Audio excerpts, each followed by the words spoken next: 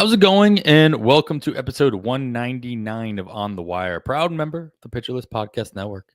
Follow the pod on the Twitter and on YouTube at On the Wire Pod. I am Adam Howe. You can follow me everywhere at 80 Grade. That's all spelled out. Kevin Hasting can be followed either at Hasting Kevin or at Chasing Wins. If you're on the blue sky, we got a great show for you tonight. We are recording our final episode within the 100 range, episode 199, Kevin. Next one, of course, is 300, right? That's how math works. We jump all the way up there.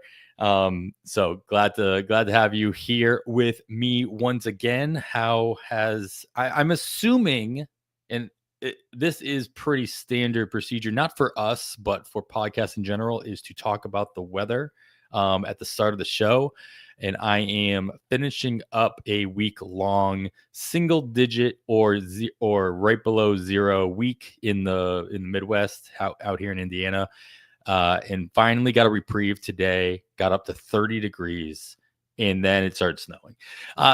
So I get no reprieve. I don't actually want to know what you've been experiencing where you're at, out of selfishness, but in general, how are you doing? I'm doing well, Adam. Thank you so much. Hope you're doing well in spite of the cold weather. I am going to add, however, it's cold here too.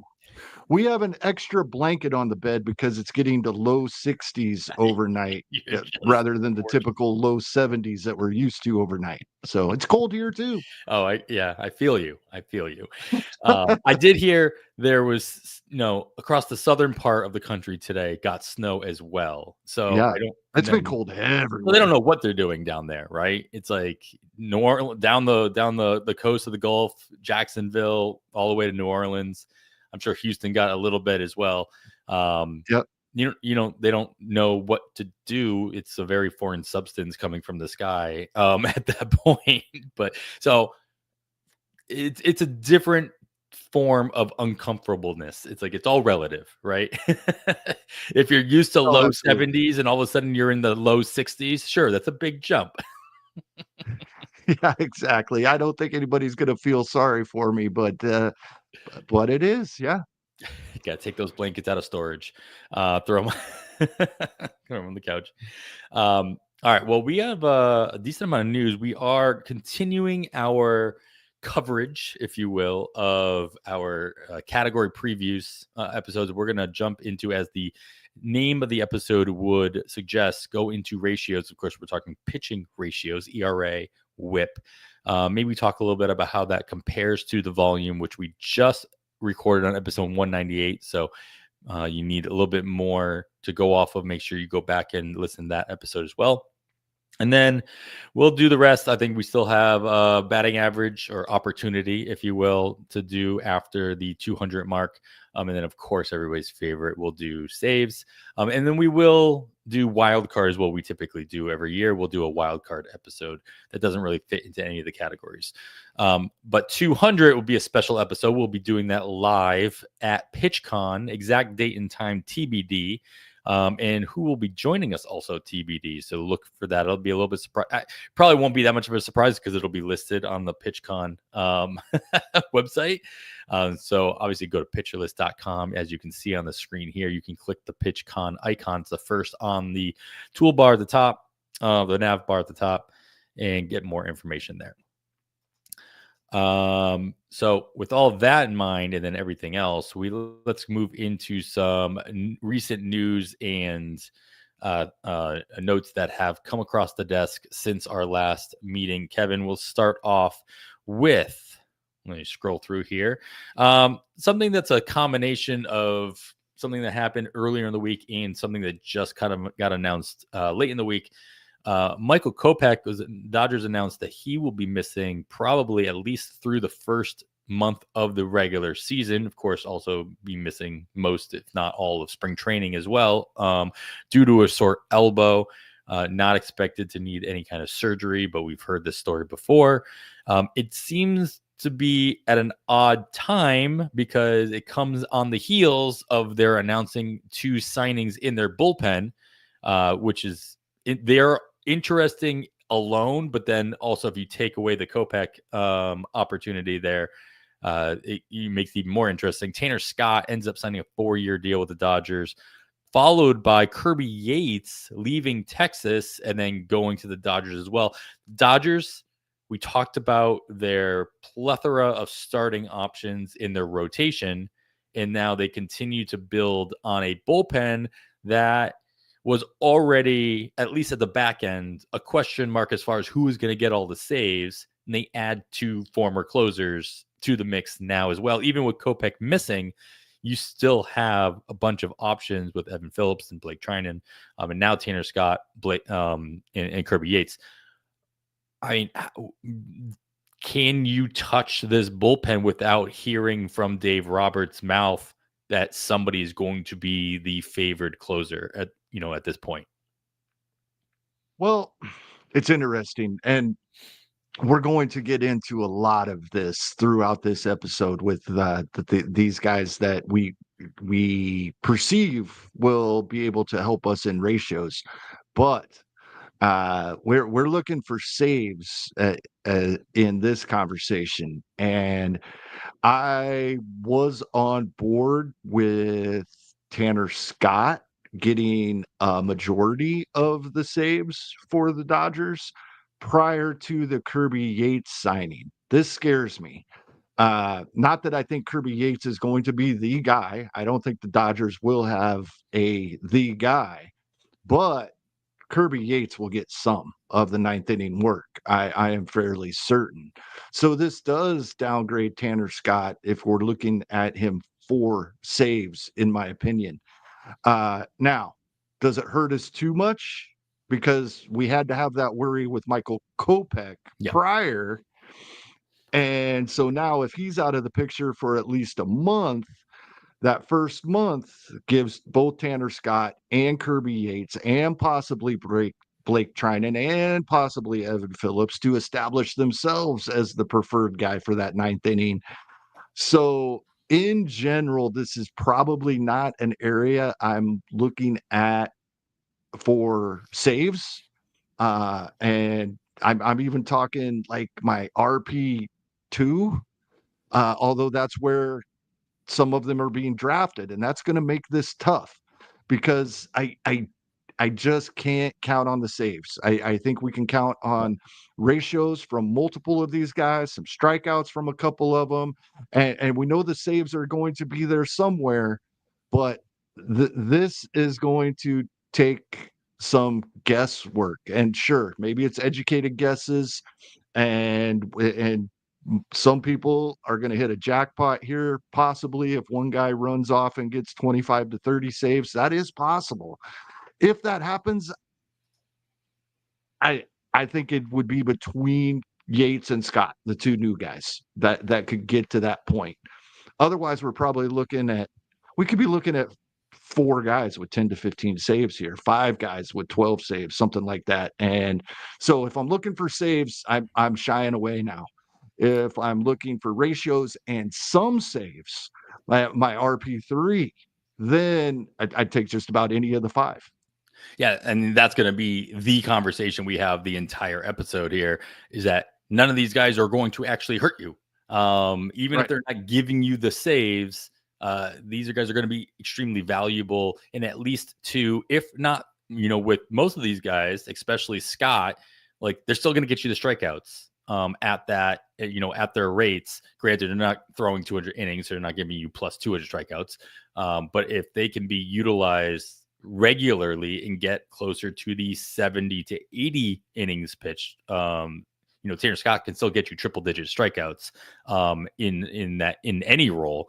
And so, as long as he can continue to dominate and give you that, 1.7 ERA and, and a very low whip, you get that 10 plus K per 9. You're going to get 3 out of those 5 categories. He's going to vulture a win. He's going to vulture some saves. I'm still a big fan of Tanner Scott in this spot. You can only hope that, people drafting him see now he did not land in a spot where he's going to be the obvious closer, and that drops him down a little bit more. Great. So then let's get into the one of the bigger offensive signings that we've seen recently. The Blue Jays made a big splash, and no, it was not for Pete Alonso.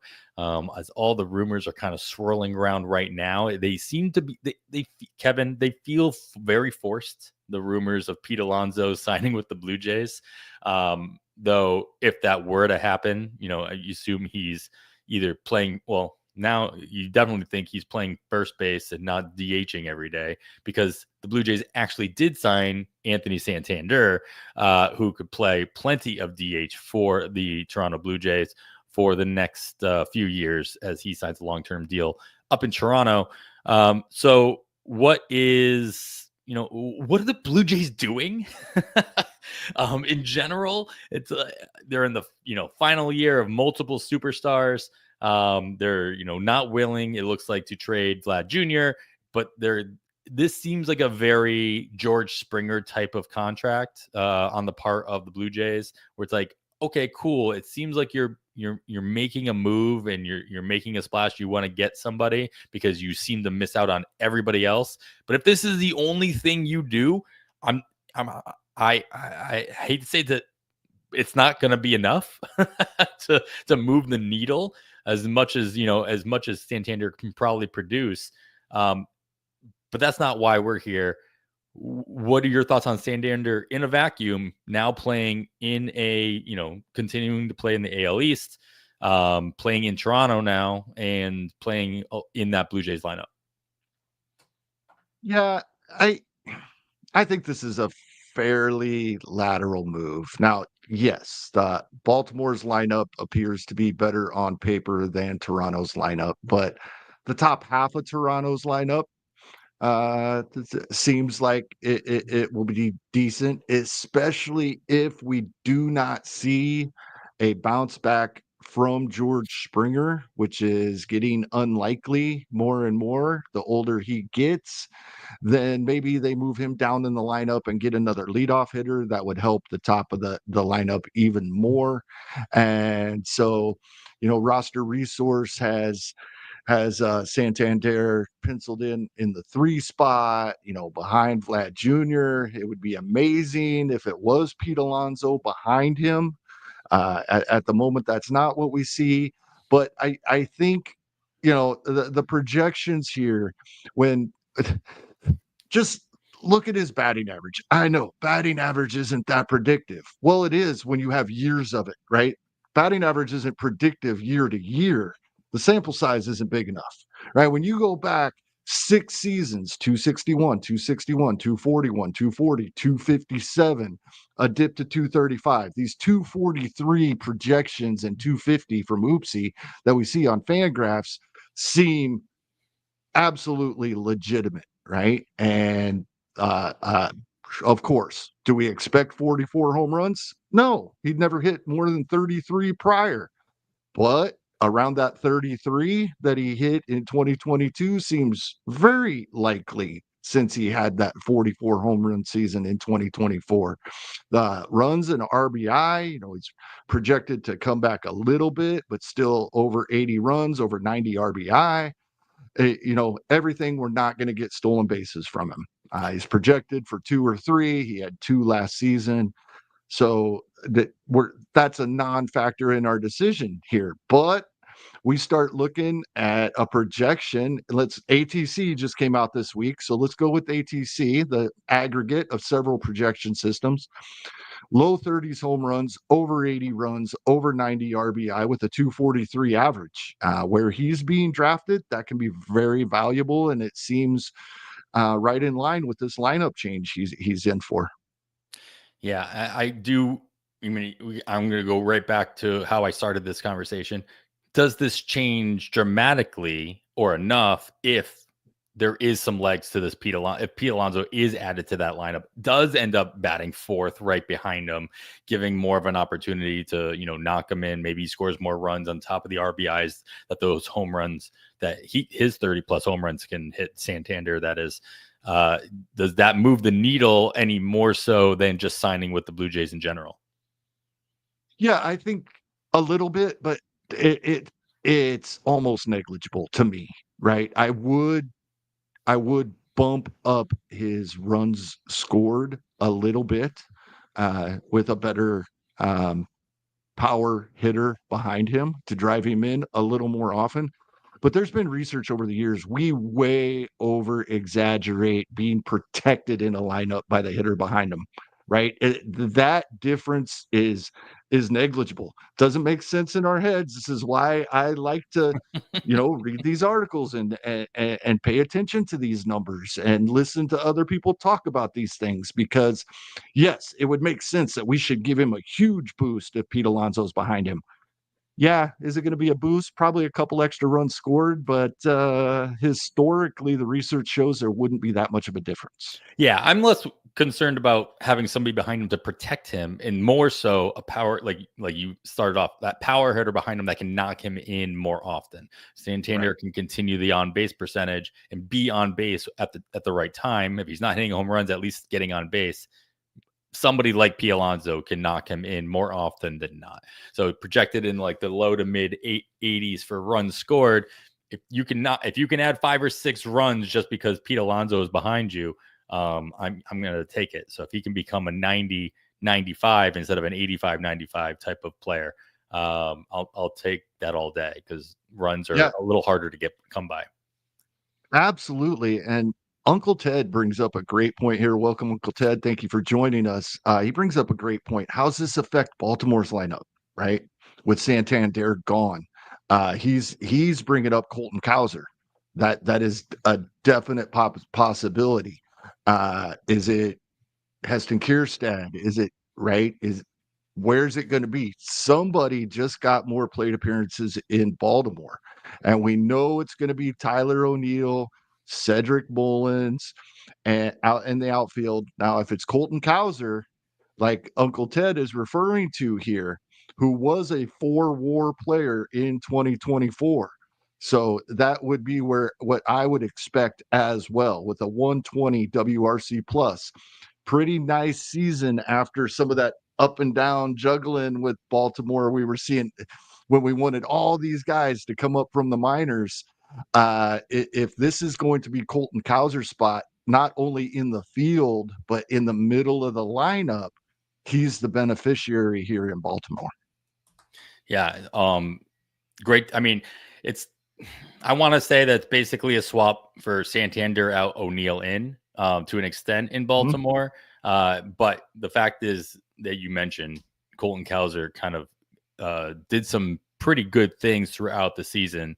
Especially his spot's safer now. Yeah. And then if nothing else, bringing back Santander obviously hurts all those guys. So just the fact that that's kind of a null and void is good for them. I'll just throw up Colton Cowser's chart. I messed up my sharing of my screen. Things a lot. So as I try to fix, there we go. As we move on to the next news item, I will throw that up there for those watching at home. They can kind of glance over at Cowser's rolling chart, is for Process Plus. Other thing that, and this is another shout out to Uncle Teddy, puts this in the chat. Another signing that we need to talk about, because we said earlier in the off season, I think we were in agreement, Kevin, that we assumed that Jurickson Profar was coming back to San Diego. He was there, he had success, he came back, had more success, and now he's cashing in, but not in Southern California. Instead, he's going across the country to Atlanta, signing a 3-year deal in Atlanta. What do you? I mean, it's a decent chunk of change too, about $16 million a year. So you got to assume he's going to be playing. What are the ramifications on the rest of the outfield as you see it?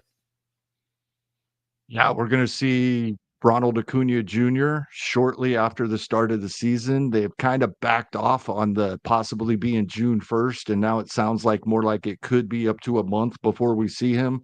That's much better than early June that we had heard earlier. We had heard that he could possibly be ready to start the season until Atlanta themselves said, no, we're not going to push that. But it is sounding like they are planning on him being back a little sooner than they had let on early in the offseason. So this means it's Michael Harris II in center field, Profar in left, and Acuna in right. That's the way I'm looking at it. Now, Atlanta signed Brian De La Cruz, who had a really down second half of 2024, but prior to that had a couple of nice seasons. And I would say much nicer seasons than we have seen out of Jared Kelnick in recent years. So that's going to be the thing.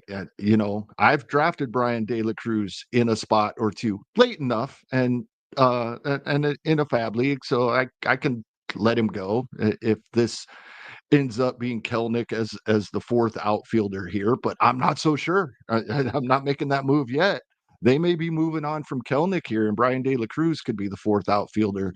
And with Ronald Acuna Jr. being out that first month or so, and then the fourth outfielder, when you have some of these older players on the roster, I'd probably still be okay with Brian De La Cruz on my bench as a backup outfielder. But Profar, right? Roster Resource has him penciled in the 2 spot. That's a little disappointing for those that have been drafting Ozzy Albies, I am certain.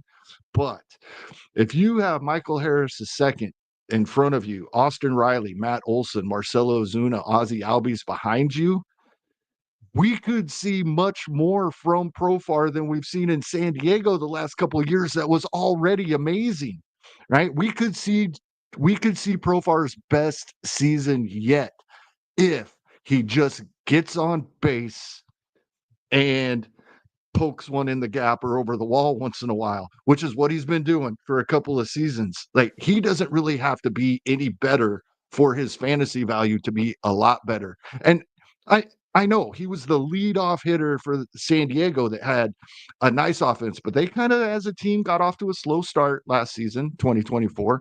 Yeah, they really came on late, and it was amazing. But if we could get that kind of season out of Profar from March 27th until the end of September, Profar, then I think he's going to shoot up quite a bit here, and that's probably warranted. You're on mute. Really, where Profar is excelled, as you mentioned, of course, as I'm throwing up his 2023 process rolling chart, is not the power, but all those decisions, and those decisions lead to very good contact. When he's making contact, it's doing good things. And so you can translate that into the 2 spot in Atlanta. You're not drafting Profar for 20 home runs. Like, if you get lucky, great, but that's not why you're drafting him. You're hoping that he holds on to one of those top 2 spots in the lineup of whatever lineup he ends up going to. I'm a little surprised that it's like almost like automatic that, granted, signed a 3-year deal. They're spending the money on him. Atlanta has been known to not necessarily do that a lot. And so you got to take notice. Sorry, they spend the money, but they spend the money on their own up and coming prospects that are coming up to an extent. So yeah, I expect him to be a prominent member of this lineup. So putting him in the 2 spot to start makes a lot of sense when you look at it in that way. So plus his bat is kind of made for a 2-hole. In my opinion, he's less made for a leadoff hitter and better positioned as somebody to go and set the table in the 2 spot as well. Harris much better in that leadoff spot, especially with the speed he brings to the table. All right, so we got a couple more signings to get to. We are going to get to them right after this quick break. All right, a couple smaller signings, Kevin. Let's go to Chicago as the Cubs bring in John Birdie. What kind of role are we going to see out of John Birdie? Is it going to be anything more than a platoon or a filler? Or, am I safe to say that, like, if you're expecting another 50 stolen base season, maybe you're sadly disappointed? How are you expecting to see John Birdie perform in a Cubs uniform? Yeah, we've talked about this a couple of times throughout this offseason. While the Chicago Cubs lineup, until adding Kyle Tucker, kind of lacked that superstar hitter in the lineup up and down is very, very solid.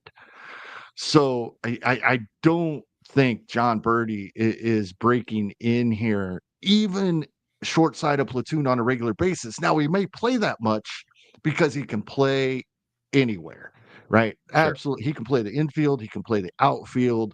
So if he gets that super utility role, and we see him most days because he can give everybody in the lineup a spell. And by the time he's done that, we're a week. It's been a week and a half since the guy who spelled first had his day off, and he can start all over and be nearly an everyday player. That is a possibility.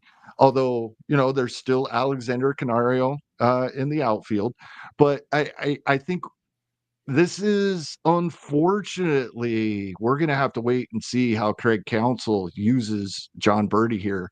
Uh, I'd I'd be willing to take a shot on him late in a draft and hold, but I don't think I'm confident enough in that he could be that super utility playing nearly every day to draft him in a FAAB league. I think he's going to be more of a stolen base streamer that we talk about throughout the season when we see the trends and think that we may be able to predict when he is going to get that playing time. Sure. I mean, I'm not going to throw anything past a 35-year-old from stealing 40 bases again, especially with the rules and the way that the game is played.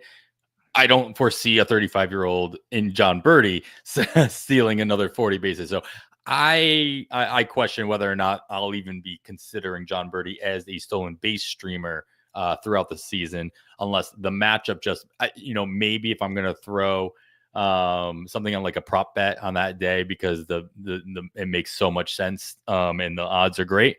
But in my fantasy leagues, I'm not sure I'm convinced that this would be the right play unless I start seeing something out of the Cubs and out of Birdie early on in the season. Now, that is typically where we see, a stretch of stolen bases from teams.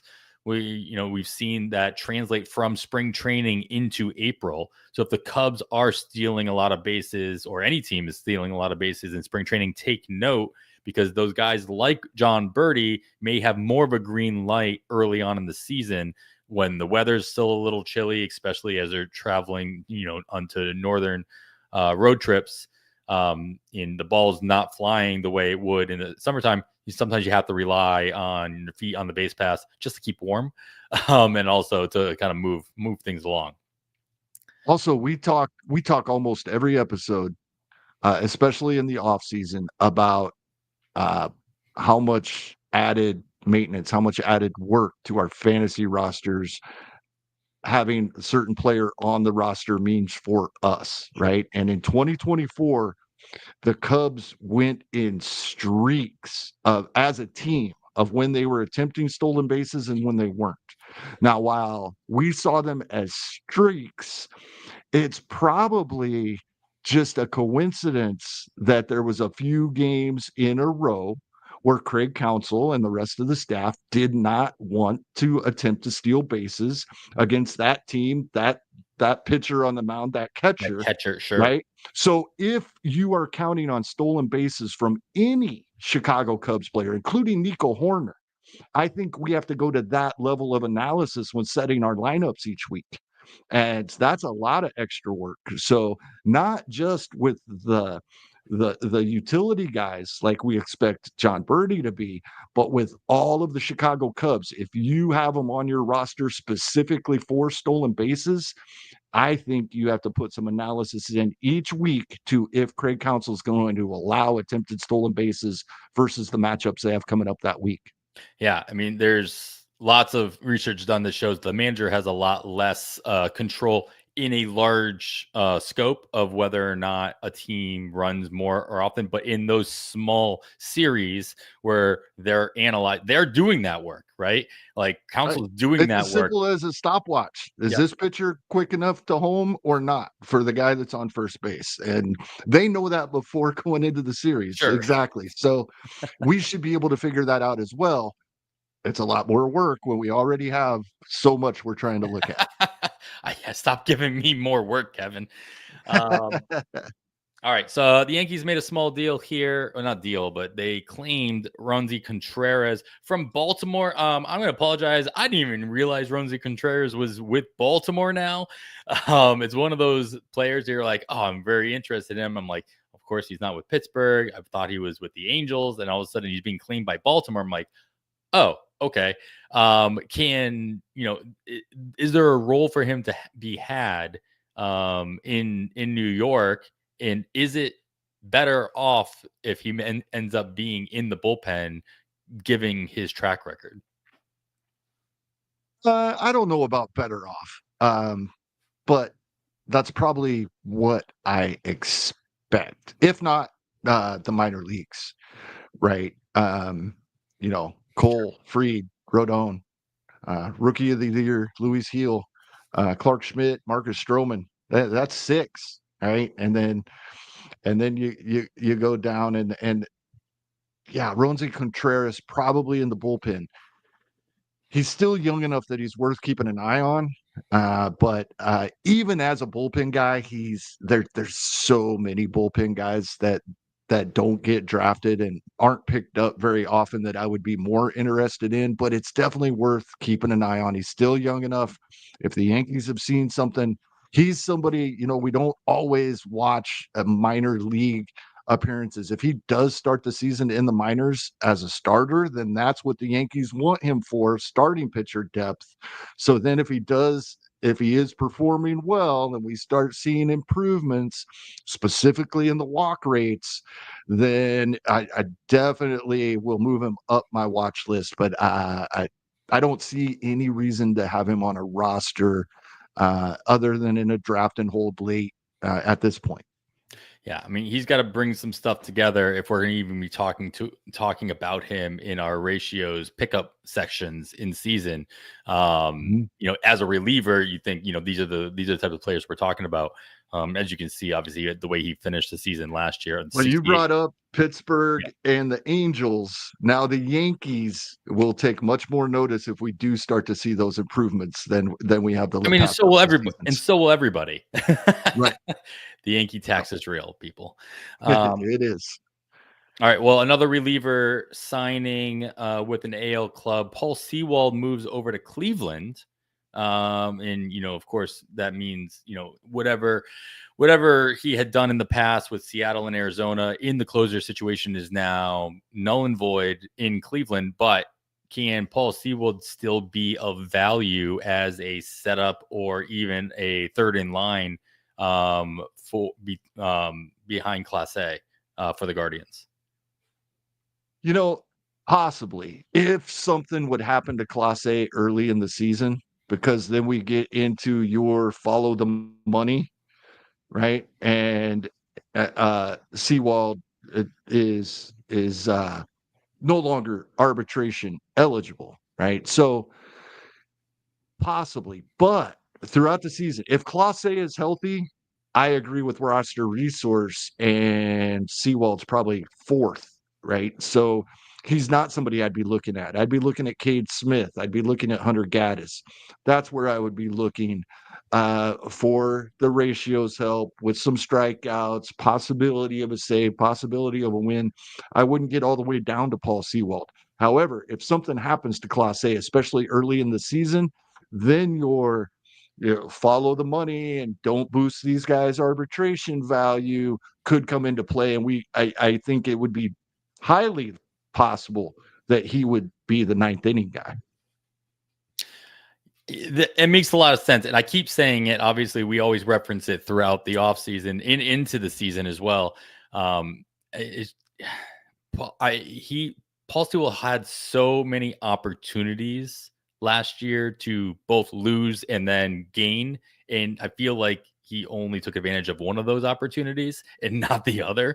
Like he should have been given an opportunity to come back and close out games throughout the last 2 months of the season. And it just never worked itself out. He just kept kind of shooting himself in the foot. Now, I mean, there are other health related things that were probably influencing that.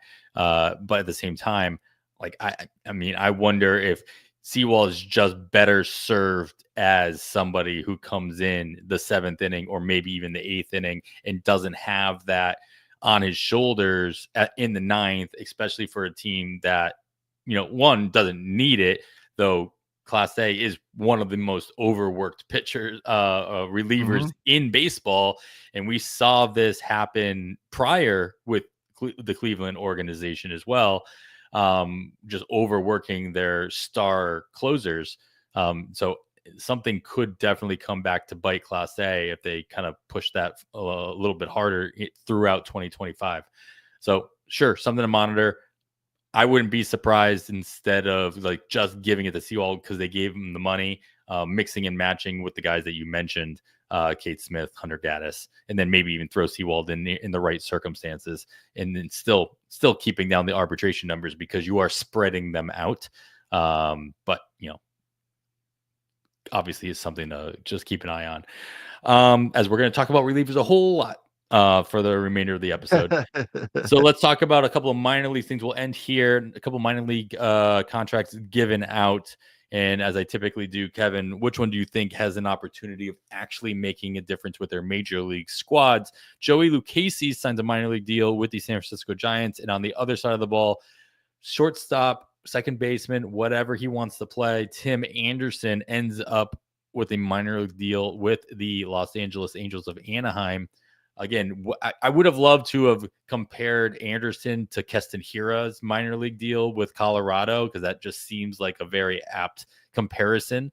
But I'm going to compare these two guys because that's the timing of the news. Lucchesi in San Francisco making an impact before or after Tim Anderson in Anaheim. I would take a shot on Tim Anderson here. I highly doubt I would have much interest in Lucchesi throughout 2025. He'll be 32 shortly after the season starts, and in spite of what we were hoping we might get when we had 130 innings out of him as a rookie in 2018 with a low 4s ERA and a 3.45 xFIP, and there was over 10 strikeouts per 9. We thought we might have something there. We haven't seen anything like that since. I mean, the closest we've seen like that was his 2019. He hasn't thrown over 46 innings in a major league season since 2019. That's 5 years ago now. So I'm not expecting a lot. If something pops up as the season begins, like I did say, last week, I'm not concerned about pitchers when they get to this age as far as falling off. The problem is Lucchesi doesn't have anywhere to fall off from. So that's the Sure.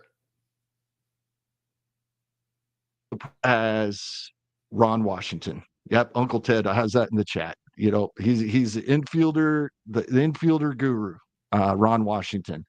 And Ron Washington, that would be my biggest thing. Like, I would take Tim Anderson in draft and holds right now. And I would start to consider him in other leagues if we see even the slightest glimmer of hope when spring training games begin, because of we know what's in his head. He's done this before, and he's shown promise. We've seen this. We know all about the White Sox and that situation. Things didn't go so well, when he left, but I think Ron Washington could really help Tim Anderson flip a 180 right here. I don't think it's likely, but it's It's possible, and more than just a non-zero possible. I'd say there's a 15-20% chance. So I'd be watching this closely early in spring training and start jumping him up my board right away if it looks like there's any improvement at all. Yeah, good call out there, Uncle Ted. Of course, mentioning the Washington doing good things with infielders, and I mean, we've seen to your point. Yes, we've seen it out of Tim Anderson in more than just one season, and really the calling card there wasn't even. Yeah, sure, it's a 2020 possibility, but really it's that close to a 300 batting average, which batting average is where you're gonna get any kind of added value out of a Tim Anderson addition to your lineup. So we're talking ratios. We might as well talk ratios on the other side of the ball, at least ones here as well. It's only been in 2022, he was still hitting over 300. It hasn't been that long. He will be 32 when we get into the season. That's a little more worrisome for me for a hitter than a pitcher, as we've talked about the last couple of weeks. But that's still not over the hill in my mind for a hitter, especially that has demonstrated those skills, for 12 over 1,600 plate appearances from 2019 to 2022. He hit over 300. So, yeah. All right. Well, that was all the news. Again, actual news, not rumor news. We're talking about. We still kind of found a way to get in some rumor news as well with the whole Pete Alonso thing. come on, Pete, sign so it's not a rumor anymore. What's that? I said, come on, Pete. Oh, sign, yeah, sign so during it's not a so we can break anymore. it right here. But we're going to move on to our main subject here. We're going to talk about some ratio as you are making your drafts in 2025, how you're going to be considering those pitching ratios. We're going to do that after this quick break. All right. As I mentioned before the break, well, of course, you're still listening to On the Wire. Thank you very much. And we are in episode 199, ratio preview episode. Kevin, I mean, throughout the season, this category is almost exclusively filled with relievers to stream to cut away at your ratios throughout the season.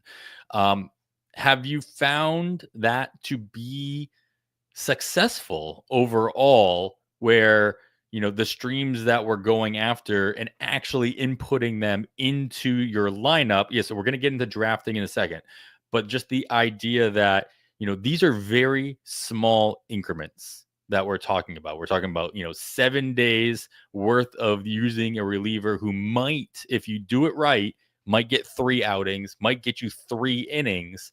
And in the best case scenario, they're getting you a 0 ERA and a 0 whip, or as close to a 0 whip as you can get. But on the flip side, they get blown up on just one of those outings. Does that do enough to hurt you, to kind of sway you away from that overall strategy? How have you felt about utilizing that over the last couple of years as a streaming option? No, using relievers as streamers is hugely valuable. Now, I put together a real quick experiment. I think in at least NFBC formats, we're shooting for about 1,400 innings pitched, right? Roughly. I looked at the main event leaderboard from 2024. Those that didn't reach 1,400 that were in the top 10 were pretty close to it. And we're looking at about a 3.59 ERA, right? That's where we're looking at in a 15-team league. Okay, and this is not even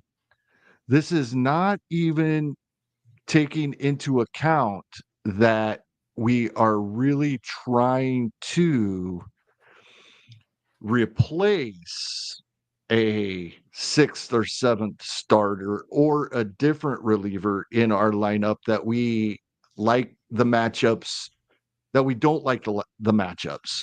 So in theory, we're probably replacing a guy that we assume worse than a 3.5 ERA for that scoring period. But even just that, if my ERA for the season is 3.59, that's because every inning that ever for me that season had a 3 ERA, right? I'm making this less drastic. Trying, and it's still real here. If, right, I used the example of Tanner Scott. If I 71 innings, it wasn't Tanner Scott. I think it was actually Chris Bubich. Yeah, Chris Bubich, right? And his projections are going to change if he makes the rotation, but right now he's a reliever. Okay. 71 innings. I'm going to take out 140 innings of a 3.59, which is the ERA I want. Take them away from. I'm going to put 71 innings of a 2.98 ERA. My overall ERA drops to below a 3.56, 3.558 or something like that. 3 whole ERA when we're looking at 2 digits after the decimal, right? 1 replacement like that, right? I think a lot of people probably perceive that when we're using these relievers 2 or 3 innings a week at a time, like you just said, that it doesn't affect our ratios that much. It affects them drastically, and probably more than the example I just gave. Because like I said, we're getting a worse ERA than 3.59 out of our lineup when we put this in, right? And I'm already talking about over 3.33 ERA, 300ths of ERA, however we want to say it, but I think people know what I'm talking about. From a 3.59 to a 3.56, below 3.56. That is huge. That can be, most leagues, when you're looking at our ratios, ERA and WHIP, there's going to be 1, maybe 2 teams that are spiked, right? Yep. And then there's that glob. And 5 or 6 points, 3.3 ERA, that could be literally 5 or 6 points in our overall standings here. That's one guy. That's taking out our 7th starter and putting a reliever in there. What if we do that with our 6th starter as well throughout the year? Are we going to fall too far behind in strikeouts and wins? That's where we start after balancing this. And that's why, even though I've been talking all off season that we're going to pound these ratios, I'm still a streamer. I'm still streaming, guys, because I feel like we can select matchups where we can get guys when they're going to outperform their season-long ERA, right? If their season-long ERA was that good, they'd already be on our roster and in our starting lineup. We wouldn't be able to stream them. So that's the key. But I think I'm leaning even more towards the relievers going into 2025, and especially because if it costs me a point or 2 in strikeouts or wins, I can gain a lot more than that in ERA and WHIP. Now, the other side of the coin is that we're talking about streaming these relievers. You're not you still have your base guys. You're not spending the money on them because they're readily available. So, spending $1, maybe $5 if you really want the guy that you did all the research on that week. And that's what's most important too, is you're also targeting them in the correct weeks, with the matchups that they're going to get, with the opportunity you would assume that they're going to get as well. I harp on this throughout the season. It's like, you got to check to see their usage over the weekend. If they weren't utilized over the weekend, at least you have a better shot of seeing 3 outings out of them. And if you can get 3 outings out of a very good reliever who's almost guaranteed to help your ratios, you're going to get just as many strikeouts out of them in most scenarios as you would. You're looking at 5 or 6 strikeouts, and that's what you would expect out of your starter that's available on the wire isn't going to give us that in 5 innings, right? If they even go 5 innings. Exactly. Especially in a 15-teamer. So, I mean, the idea of also draft, we're going to talk about some guys that you can actually draft and get some value out of them early on in the season. But the idea that I'm going to draft a high-end reliever and not consider cutting them early in the season for a streaming of another option is ludicrous. Like I might draft a really good reliever who's not a closer before the final round and still very quickly cut the cord because the opportunity of somebody else on the wire is going to give me the same thing and more so that particular week because I can always pick them back up. Right. I can always grab them for another, especially early in the season. If I want to spend a little bit more just to make sure I get him back in the right circumstance, another $5, $6, $7, I'm going to get him in most scenarios, especially a 12 teamer. But even so, on a 15 teamer, there's more people in your league that are all their attention and all their eyes are on streaming those starters, on filling in their lineup with players that are showing that they can, take more. There's more attention to other areas. You can really take advantage of that in April. So like attacking your ratios early in the season does set you up for success later in the season when that's all anybody. And then actually at the end of the season, a lot of people have just given up on ratios because they feel as though there's nothing else they can actually do. And if you have been paying attention all season long, you're one of those teams that are spiked above everybody else that we just talked about, right? You're that team. That means if you do have room to make up some ground in wins and Ks, you can hammer those streamers. You can get them in there. You have a good, 4 to 5 months worth of a innings pitched and a cushion in those ratios. One other thing I want to bring up, just so I don't forget, because I already scrolled past it and I put a note in the outline so I wouldn't forget. Don't forget about WHIP. When we just say pitching ratios and everybody's mind goes straight to ERA, right? And on the hitting side, we only have one ratio. So we go straight to ERA. Jeff Zimmerman put out a poll in November on X, and it was in 2024 main events. What would your ERA have had to have been to hurt your team as much as a 1.35 WHIP hurt your team? And 4.60 ERA is the answer. I don't think any of us, other than a good matchup for a streamer, right? Probably later in the season, once we've determined how much we need to risk because of how much ground we have to make up. But none of us early in the season would even consider putting a 4.60 ERA on our roster. And we're out here drafting Charlie Morton, right? 1.35 WHIP. Hurts you as much as that 4.6 ERA. That's something to keep in mind. Yeah, and especially out of starters, again, the ratios help you just as, when you're streaming these relievers, you're getting less innings over through course of the season, but in the right week, like you're getting just as many innings as you would a streaming starter. So if you are streaming a bad starter and getting that 1.35 WHIP in that one outing, that's again you're also probably getting the same amount of strikeouts in that situation as you would out of the 3.1 to 4 innings you might get out of the reliever, probably cutting down considerably on that WHIP, and you can get closer to that 1 or the 1.2 or something. Or, sorry, 1.02 WHIP. Think about the difference that you're seeing, plus minimal strikeout difference, if any at all.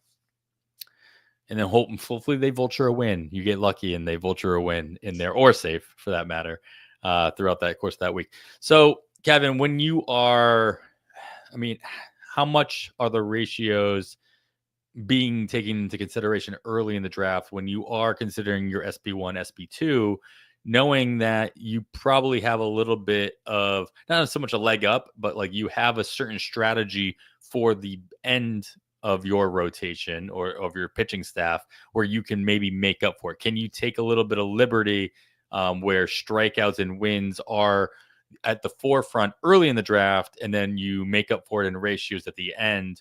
Or is it the flip? Is it the opposite of that? I think you can take that into consideration a little bit, knowing that I feel comfortable with protecting or even slightly boosting my ratios late and via FAAB throughout the season. However, it goes back to something we talked about a couple of minutes ago. At the same time, I'm really trying to establish that foundation. So when we get to the point in the season that we're 1,000 innings pitched in, a little over 2/3 of the way through the season, we're getting into August and September. I have the option to stream more guys more often if I need to.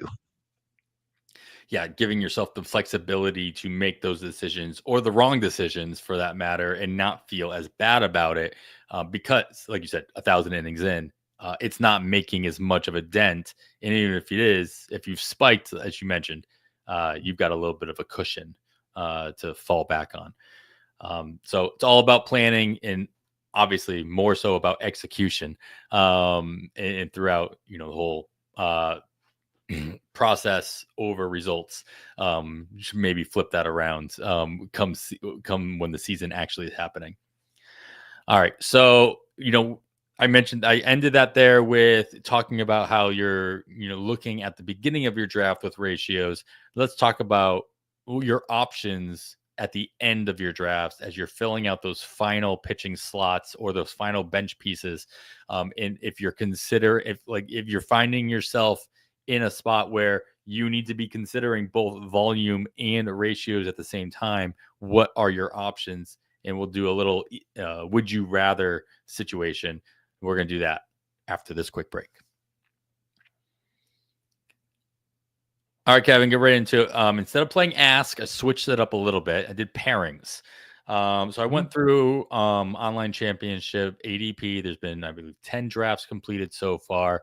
So decent little sample size between drafts happening all the way back in December through mid-January as we're hitting the January 24th. It's 23rd today as we're recording this on Thursday. And I got a couple of pairings of a starter who, the starter in this mix, they're all at around they're all projected to be in the 140 to 170 innings pitched range. So, workhorses to an extent, or at least expected to be throughout the 2025 season. Obviously, anything can happen, but also not being projected for that great of ratios. Not that you would expect it, but maybe they spike in either direction. And when I say projections, I am using PLV's most updated projections as well. Of course, as you mentioned before, a lot of other publicly facing projections out now. Of course, you can head over to Fangraphs player pages and see those there as well, so we can do some comparisons. ATC just came out, Oopsie, and Steamer, of course, all readily available among others. So let's get right into it. I'm starting at ADP 300 and going down from there. So I'm talking the very ends of your 12-team drafts, close to the end in your 15-team drafts. So right around pick, 300 overall, we have the likes of Griffin Jacks. Griffin Jackson announced, the Twins announced that they will not be stretching him out, at least in 2025, to a starter role. So we can expect more of him in the bullpen, doing what he does. A PLV projected him for 71 innings, a final of a 2.98 ERA and a 1.05 whip. You also are going to have your choice of starters, Merrill Kelly and Tobias Myers. Of course, this is ADP of just 10 drafts, so it's not an exact science. But if you compare that, you're getting plenty of volume out of these guys in this projections, averaging out to about 150 innings each for these guys. But they're both going to give you a 4.2, 4.3 ERA and a 1 upwards of a 1.27 whip. But does the volume, you're at this point in the draft, like you talked about it a lot, and this is going to be the main question of all these pairings. Like, where does the line get drawn when it comes to the volume that these guys can provide to the ratio hit that they might provide as well? Where somebody like Griffin Jackson is an all but guaranteed ratio boost pending injury or what have you. Yeah. I'm going to sound like a broken record on this podcast because almost every one of the groupings is going to come down to how do I feel about the matchups for the starting pitchers that week? Do I think they can outperform their overall season numbers?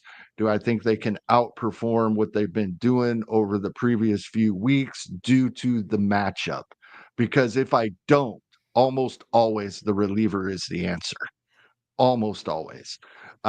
Especially if I'm not counting on over a strikeout per inning from the starter, because then we're in that situation you just brought up that I'm going to get the strikeouts from the reliever as well. Right. So in most instances, I'm taking the reliever, especially in this first grouping here. Griffin Jax is being drafted, still being drafted many times in that 250 range, even after we know that he is going to remain in the bullpen. One, he gets a handful of saves regardless. Two, if anything happens to Duran, we most certainly think Jax is the guy to move into the closer role. And three, a sub-3 ERA and close to a 1 WHIP are huge advantages over these other guys in about half the amount of innings, right? So that makes it pretty easy math. If we're talking about if you would play them all season, right? Rather, we wouldn't get the effect of a starter with a 105 whip like we're getting from Griffin Jax. But if he's got half the amount of innings, cut that in half between Merrill Kelly's 127. And we're looking at a 116. That's still a lot better than the 127, right? That's the effect it's going to have on our roster for that week. So yeah, almost always I'm going to be going with the reliever here. The caveats would be really, really good matchup for the starter. And I would also take projected strikeouts for the week into consideration. Yeah. I mean, I talked about it before, like these relievers that I'm going to be drafting, I'm not going to be afraid to drop them. Griffin Jax might be the exception to that just because of the extreme ratios, that the sub-3 ERA, the potential sub-1 whip by the end of the season, plus all the strikeouts that he obviously can provide. He might be that exception where, fine, no, I'd rather be the team streamer. I'd rather put him on my bench and not put him back into rotation. All the projections are pretty close on him as well, with a 1.09, 1.1 whip, and then down the line 3.1 ERA. That's being a little conservative at this point in 70 plus innings throughout the course of the 2025 season. Next pairing is a little bit closer. I thought there was, of course, as you get further and further in ADP, it's a lot harder to kind of find the diamonds in the rough when it comes to like a really good ratio. And they're all relievers who are actually giving them to you. But Edwin Uceta in Tampa Bay, assuming he doesn't add any much value in the closer role, if maybe he vultures one here or there, or he shares the time there. But just for the sake of this conversation, he's not the closer. 54 innings, 3.35 ERA, and a 1.09 whip projected by PLV projections. Compare him to your boy, who you just drafted in our recently completed draft, Jameson Taillon, projected at 168 innings. We talked about him being one of those workhorses. So I would expect that to hold, of course, pending, God forbid, anything else happening. 4.45 ERA and a 1.24 whip. So the 1.24 whip not drastically hurting you. But of course, you're getting dangerously close to that 4.6 ERA with the 4.1. And that volume hurts you that much more with those high ratios hurt you that much more with the volume. So you drafted Jameson Taillon. You did not draft Uceta. Is there going to be a situation where you consider dropping Taillon in order to stream somebody like Uceta, for the especially in this case in the 12-teamer We did draft them. You did draft that in a 15-teamer, so there's going to be a difference there. Yeah, so probably not. I probably wouldn't drop. I did draft a couple of guys similar to Isetta. I did draft Cade Smith. I did draft Tyler Holton, right? So a couple of guys like that. I don't think I would drop Tyon. We talked about him last week as kind of a stabilizer that I like at the end of drafts and a guy that typically outperforms those ERA and whip projections. Now, if he goes out there like 2023 and he's on his way to a 4.84 ERA and a 1.28 whip, then yeah, I'd drop Tyon and either find another starter or add a third guy like the reliever. Tyon is kind of a unique case for me because he's one of these older guys that can and often does outperform his ratio projections. That makes this particular pairing a little tougher for me. That the answer is I would have both of these guys in my lineup, and there's somebody else in my starting lineup should be the one that's kicked out most weeks. Yeah, I mean, looking at this player page for Uceta last year, it's like as much as he was very stressful for a couple of my teams where I was trying to get saves out of him at the very, very end, and he was just not doing it. Like Tampa Bay must have pulled. Maybe it only happened once or twice, but it felt like it happened every day where they pulled him in the ninth with 1 out to go. But look at all that red, like that cape. You're not losing any strikeouts with Uceta in your lineup. That sub very much so finalizing the season with a sub 1 whip and that 1.5 ERA did nothing but help you every time you did throw him in that lineup, even if it was just for a week or two trying to vulture wins. He was still helping you out throughout the season. Now, that's the thing is like when you are streaming these relievers, you are getting most of the time you are getting those small spurts. So it's difficult to look at the season long line with you set and be like, oh, he was so valuable. There's no way he was in your lineup though all season. You didn't get all of that 1.5 ERA because you're more than likely streaming him. And to predict who that reliever is, who that's going to finish the season, it changes every single year. Like we used to say this about Brent Suter all the time. It's like, hey, yeah, look what he did in that opportunity in that season. Is he going to do that next year? You can only hope. He did not. And so there's always going to be kind of a changing of a guard in this position, at least from what I've seen. There's a quicker turnaround for the changing of the guards for these like top tier relievers who kind of bust out on the scene, and you can ride that wave all season long. And predicting that is difficult to do preseason. Maybe in season, if you can, roll the dice and roll with them for a week, 2 weeks, 3 weeks, if they happen to get good matchups in a row, you get a lot of that. Though it's hard to get that entire season line into your final fantasy line as well.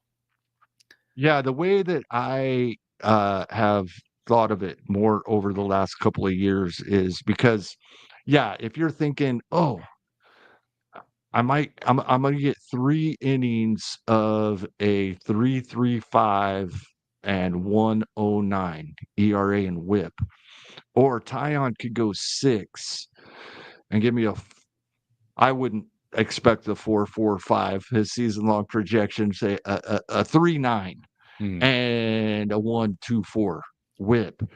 I don't think of it in terms of the ERA and WHIP. I think of it in terms of how many runs are they going to give up? Because the difference in innings pitched for that 1 week is going to be negligible in my denominator and when we're figuring out these numbers. But if I think Tyon's going to give up 4 runs in his outing, and I would almost always wouldn't be putting one of these relievers in my lineup if I expect them to give up any. Right. Okay. So how much is those 4 runs? That's a really quick way to tell on your team however many innings pitched you have at that point in the season. How bad are these 4 runs going to hurt me? That's a really easy way to take a look at it. Yeah, fair enough. All right, next pairing here. I've got in here. This was the first one actually I threw on here because they were so close in ADP. They're both at an average of 325 ADP. We mentioned him earlier, Chris Bubik for your Kansas City Royals. It's interesting because there's always a possibility he's the reliever in this pairing, by the way, because that's where he sits right now. So projected with 50 innings, 3.18 ERA, and a 1.16 WHIP. Comparing him to former Kansas City still starter with Cincinnati, Brady Singer, projected by PLV to go 177 innings, but it comes with a 4.1 ERA and a 1.31 WHIP in Cincinnati. That makes a lot of sense in that ballpark. But again, dangerously close to that 1.35 WHIP that you were talking about earlier, that Jeff Zimmerman was talking about. So between, putting in Bubic or Singer, or even considering drafting either one of these guys because you're desperate for volume, is Singer an option over Bubic? Or does the fact that Bubic could end up also being streamed as a team streamer in the spot where he becomes a starter sometime into the season play a role in your decision here at all? Yeah, this is kind of a unique situation because of the whole is Bubic going to be in the rotation? Is he going to remain in the bullpen? We talked about that a little bit. And if you look at Bubic's ratios, right, drastic decrease. 2023 was a lost season. That was his injury plagued season, up and down, and 16 innings pitched at the major league level. I tossed that out, but he had two consecutive seasons, 2021 and 2022, where he had about 130 innings, and a majority of his appearances were as starts, and his ratios were not near what we saw as a reliever in 2024. He made 0 starts. Now, he only got to 30 innings. That was 27 appearances. And the numbers just completely night and day. I expect that at this point in his development, we wouldn't see a 5.58 ERA, but Bubic now on Fangraphs, that it appears that most of the public projection systems have made the adjustment, at least as a part-time starter. Mm-hmm. He's projected for over 120 innings, and a lot of people would think an ERA projection over 4 seems kind of crazy after he was under 3 last season and under 4 in 2023. So they're not putting a lot of weight probably on 2022 when he had that 5.58, and they're still projecting him for over a 4 ERA now if 18 of his appearances are going to be starts. So that is a huge deal in this situation. I'm of the opinion that the Royals have a deep enough rotation at this point that unless he is just lights out as they're stretching him out and can match the numbers he was doing as a reliever when he's stretched out, unless it's that good, it's back to the pen. Not because it's a demotion, because that's where he's most valuable. So now I'm back to the point where, like I said earlier, it would be like a broken record. Most weeks I would choose Chris Bubic in this situation if he's a reliever. Brady Singer, I think there will be matchups where he is absolutely viable as a streamer throughout the year, even at home in Great America's Small Park with his ground ball numbers. But most weeks, given this choice, barring an outstanding matchup for Brady Singer, I'm taking Chris Bubic or any of the other relievers that we're talking about on this episode. Who makes the rotation first, Kyle Wright or Chris Bubic? That's going to be completely hinging on Kyle Wright's health, which we have not heard about. Sure. I am optimistic, and not only am I optimistic, it's the way I want it to happen. So I'm going with Kyle Wright in the starting rotation, Chris Bubic as a high leverage reliever. All right, fine. Who makes more starts, Kyle Wright or Chris Booth. Not who makes the first one, but who makes more of them. I'm sticking with Kyle Wright because I think it's, as Ariel Cohen would say, I think it's a binary thing. Either he's good to go or he's not. Right. And there's no moving him to the bullpen type of situation. If he's good, he's a starter. He's if he's either not, in the he's just not rotation or pitching. he's back to the IL. Yeah. All right, we'll move on to, we got 3 more pairings here, and I am going to try to squeeze in one last break, and we'll get to all 3 of them. All right, jump right into it. You mentioned him earlier, so we'll jump into Cade Smith. It was somebody you drafted in our most recent listener league. By the way, we're going to start up another one of those soon. If you're listening all the way through to the 1 hour 15 mark, there you go. There's your announcement. And Cade Smith, projected by PLV to have 73 innings with a 2.89 ERA and a 1.1 WHIP. We're going to compare him at ADP of 355 to Tyler McGill, former reliever, now expected to have plenty of starts, with just 133 innings projected by PLV, with a 3.95 ERA and a 1.3 WHIP. So not as many innings that those ratios will hurt you, as we talked about earlier, with the possibility of Singer at 177. But on the other end, Cade Smith's 73 innings, if he can throw that together, can make that much of a difference with a sub-3 ERA and a 1.1 WHIP. You drafted Cade Smith, so is this an easy choice here? In most weeks, are you going with the high-end reliever of Cade Smith, regardless of opportunity or matchups, or do you have more faith in like a Tyler McGill, especially if you need volume where the ratios aren't going to hurt you as much because he's not giving you as much volume? Well, so here's the thing to be careful about that we probably should have mentioned a little earlier, but I am huge on Cade Smith going into 2025. He was so good in 2024. It was also his first big league season, and relievers are so volatile. At least they have been historically. Season to season, they don't even look like the same guys out there. And it could have to do with all sorts of things. Yeah, the league has seen Cade Smith for a season now. Maybe he wants to be in the rotation, so he's working on endurance and trying to stretch himself out, even though that's really not what the team wants. All these things can be going on. So we do have to be very careful and not just rely on what we have seen in the past and the projections that are based on those, and just keep throwing the reliever out there. Be quick to pull the plug on a reliever, or at least send him to your bench, not have him in your starting lineup, and have him make sure and see a couple of good outings that they have recovered from whatever the blip was. That is a big caveat, especially with a guy in his second big league season like Cade Smith. I am confident that he's going to be absolutely amazing. Again, I brought him up when we talked about, I don't think Paul Sewald is going to get a lot of high leverage use because of Cade Smith and Hunter Gaddis.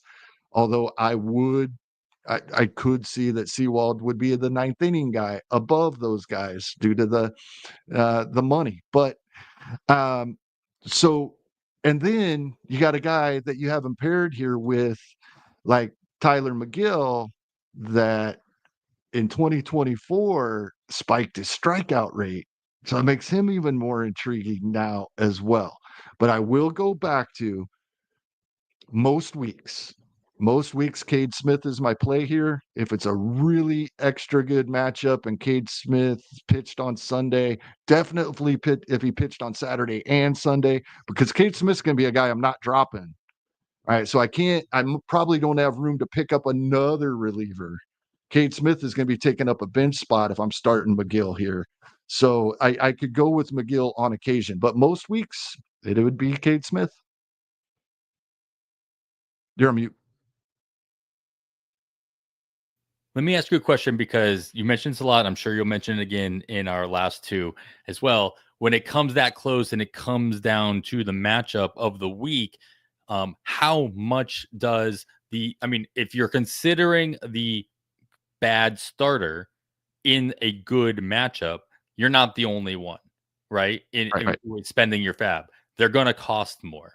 And so the difference between Tyler McGill's really tempting matchup costing you anywhere between 25 and 35 and 45 in certain situation dollars, especially earlier in the season, that number goes up, right?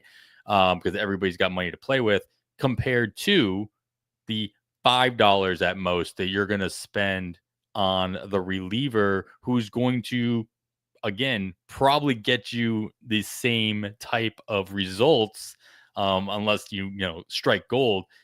How much is that playing into your consideration, especially early in the season when everybody's spending their money and you're being a little bit more conservative, or at least conservatively aggressive, as you like to say?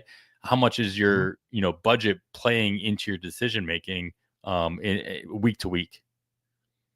Yeah, I'm not spending the money. I will have the bid in on the starter if I really like him.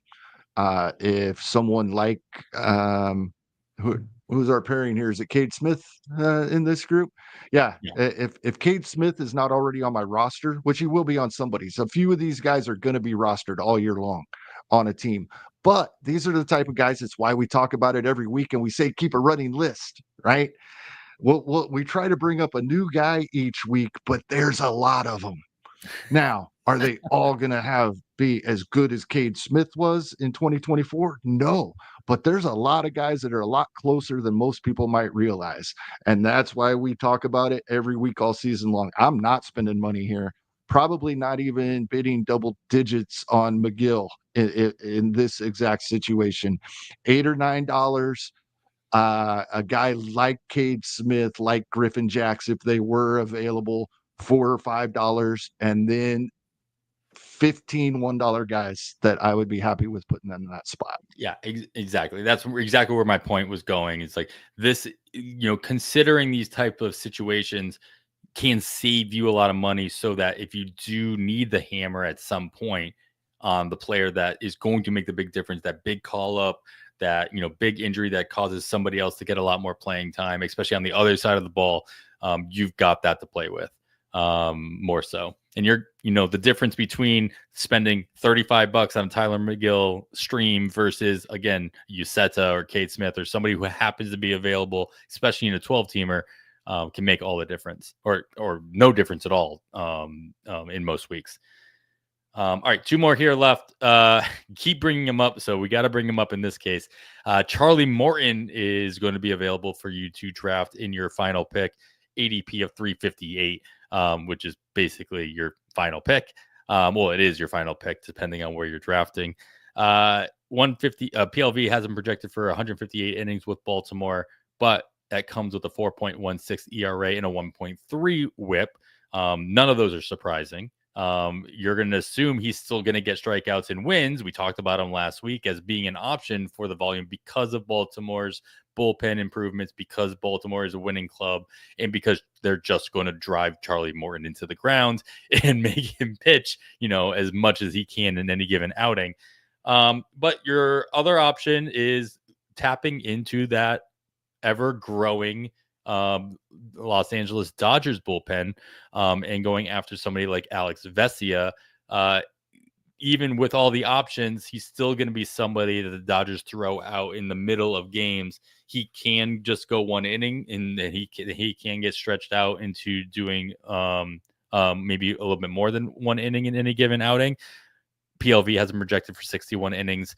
Does come with a 3.38 ERA and a 1.14 WHIP. So this is one of those situations where you're not getting as much of the ratio help season long.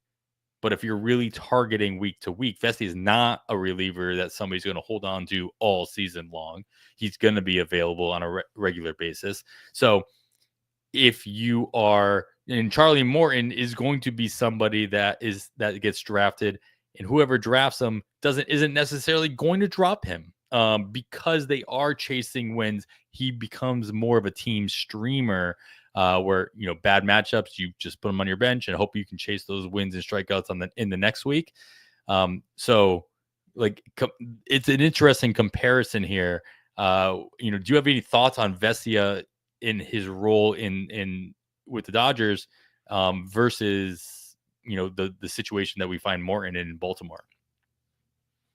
My hope is that Vesia is the high leverage lefty that the Dodgers use earlier in the game so that Tanner Scott can still pitch the ninth. Yeah.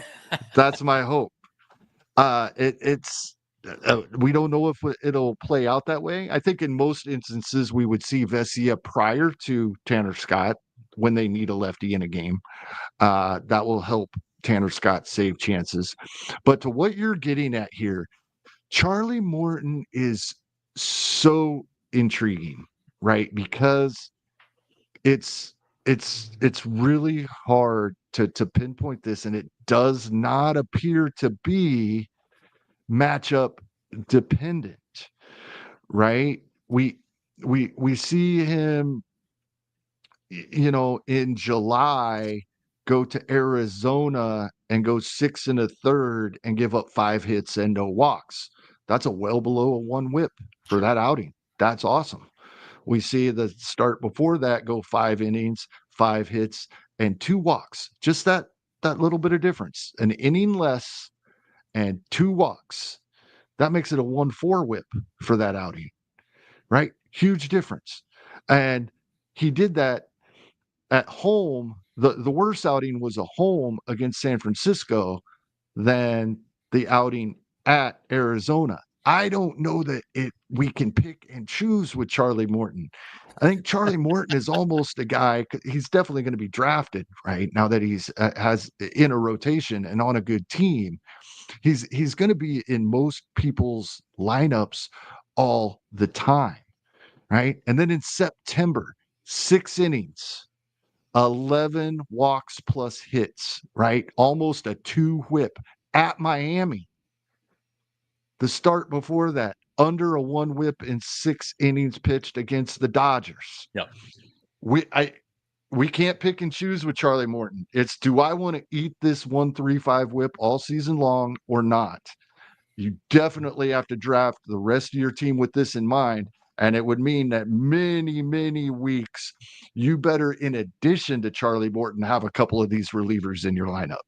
Yeah. I drafted Morton in our listener league. And Uncle Ted's asking the question, Verlander or Morton. I drafted them both because I needed those guys that I could, I don't want to say rely on, because I don't know that I can rely on Verlander at this point, but we talked a lot about them last episode. Both these guys were in the same Ask group, so you can always go back and listen to that conversation.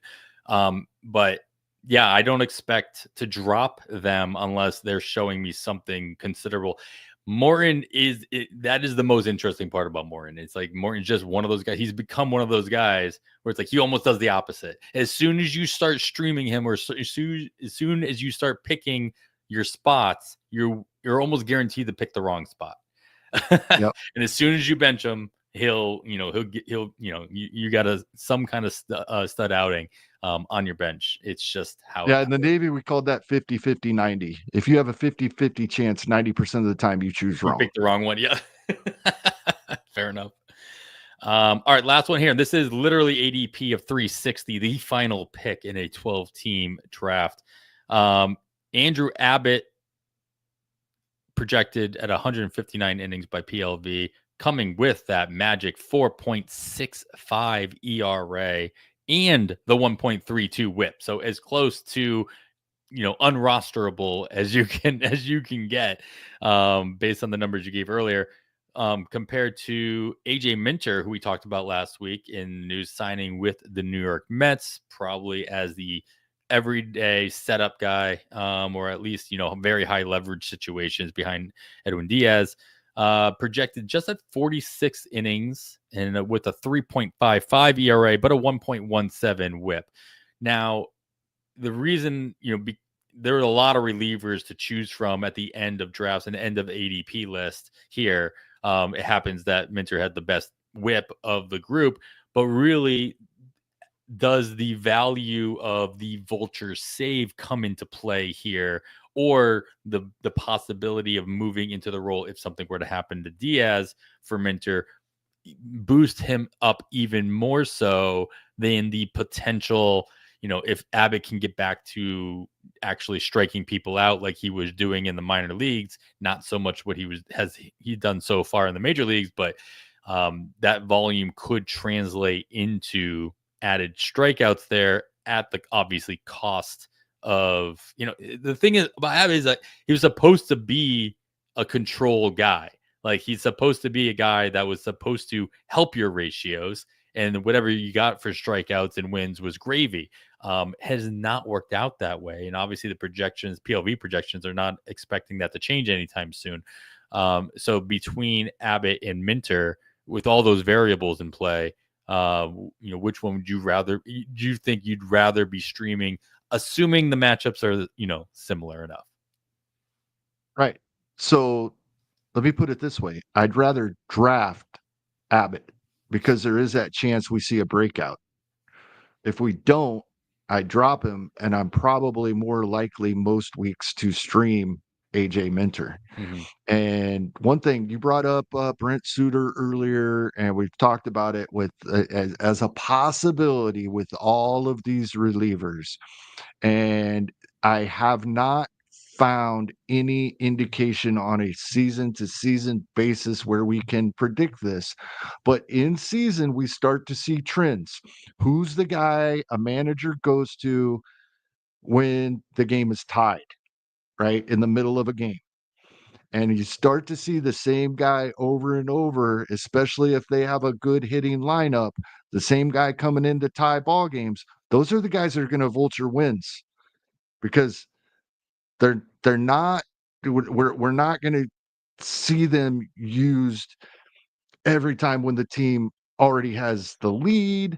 If they already have the lead, the starter may be in line for the win, right? If we see a guy that comes in time after time after time when the game is tied throughout the first month of the season, I'm keeping a really close eye on them. If they have good ratios and even a strikeout per inning or more, I'm probably picking them up and trying to get them in my lineup as much as possible.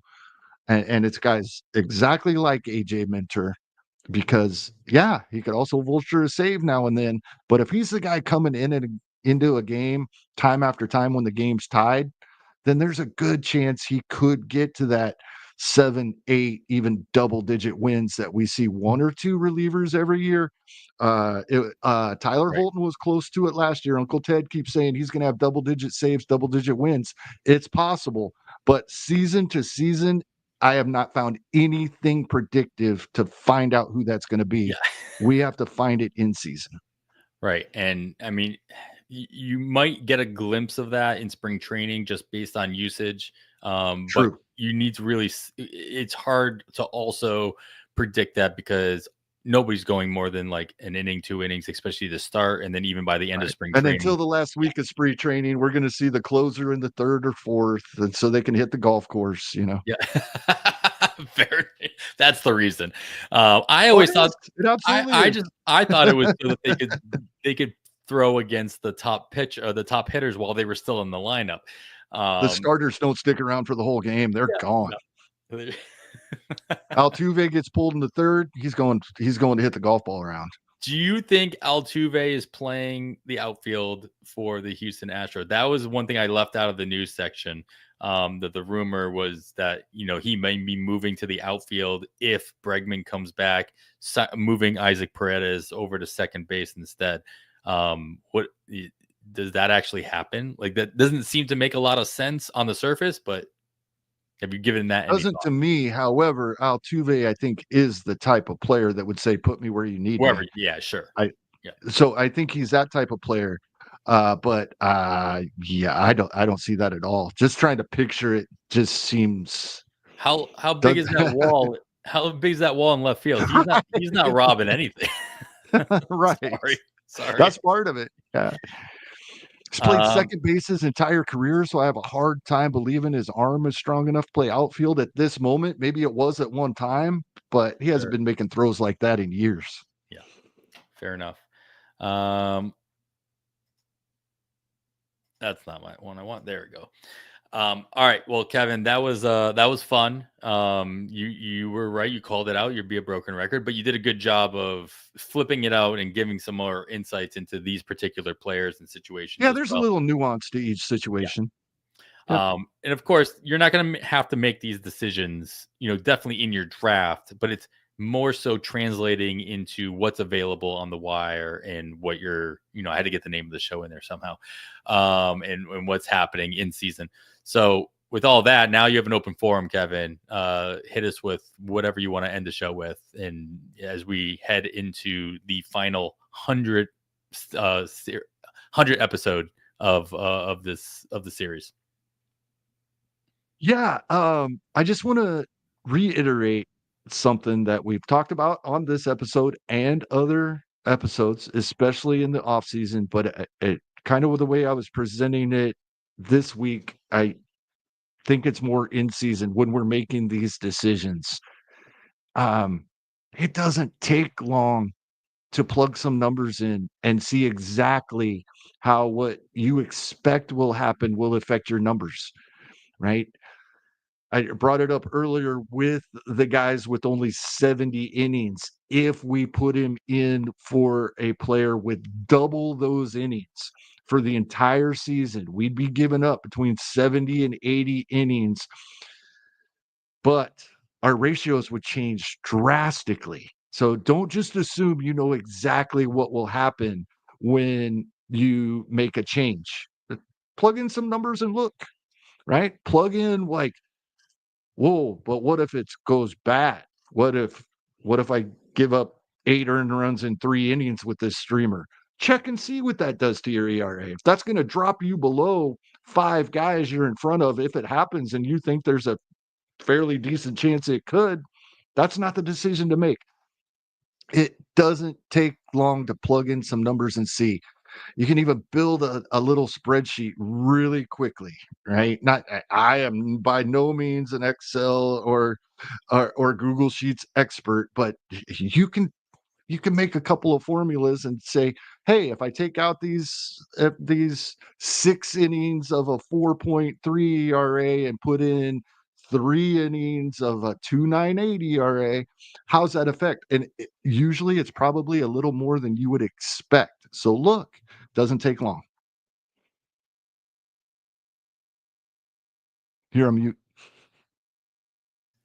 I muted myself. Got the trifecta, Adam, 3 times. Nice. 3 times in this I've done more than that, but that's good. All right. Well, that is good stuff. And we're going to end our 199th episode on that note as we travel into PitchCon. Make sure you follow us for that announcement on when the exact time and date. But of course, follow the entire PitchCon 5-day event over toward the end of January and into February as the calendar flips over. For all the great stuff, all the funds that can be generated for a great cause, and all the amazing contributions that are being made throughout the event. And I believe this is the 5th PitchCon, which is kind of crazy. If you really think about that means we've been here for all 5. I think, yeah, we've done. And we've done a live. This will be our 2nd live episode. Of course, participating in other panels and all that as well. So, yeah, it's always a good time. Always good to see who makes an appearance and what kind of presentations they put together. So some of them are really surprising, and some of them obviously are the types of conversations you would expect at this type of an event. So this will be, and it's all to raise money for ALS as well. We don't want to forget that. Yeah, of course. Or with all of that and everything else, that is going to do it for episode 199 of On the Wire. Thank you so much for listening, and we bid you goodbye.